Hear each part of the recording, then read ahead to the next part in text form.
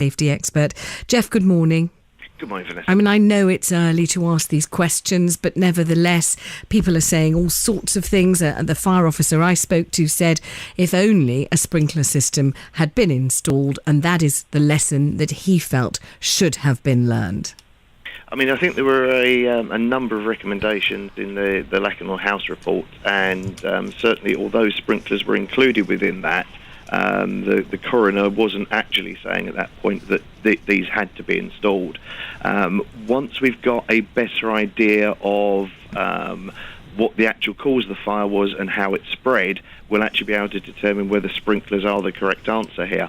The reason I say that is because obviously a sprinkler system would essentially be provided inside the building. Yes. And if the fire spread, as has been suggested, is predominantly up this cavity around the back of the cladding, yes, the sprinkler system would not necessarily have helped to prevent that fire spread. It may have helped prevent and control the fire in the first instance. Might it have helped? Might it have helped though? We heard about that there was just there's one staircase. There was one staircase in that building, and people talked of climbing over other people's bodies. They talked about feeling their way in pitch darkness, surrounded by smoke. Had there been a sprinkler system on the inside, might that have helped? That just the stairwell itself, might that have been less congested by fire and flames?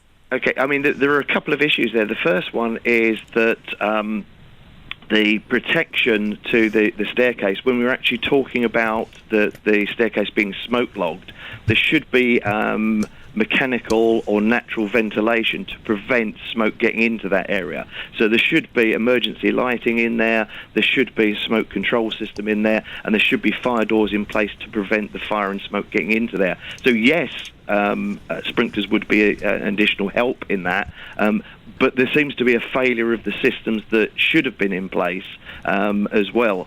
Now, when we look back at the sprinkler option, it is very difficult as well to actually retrofit these. And I think it's also worth bearing in mind that these buildings have stood for 20, 30, 40, 50 years. And they haven't been affected in this way, and we have had fires in these buildings before. So something seems to have happened here which is out of the ordinary, and we need to investigate that in particular to see if there's some change in building materials or bottom methods that have led to this issue, or whether it's a lack of maintenance, or whether we need to go down the line of saying we should now review the regulations, and is a single staircase building without sprinklers still an acceptable risk? Thank you very much indeed. Geoff Wilkinson, building control and safety, fire safety expert.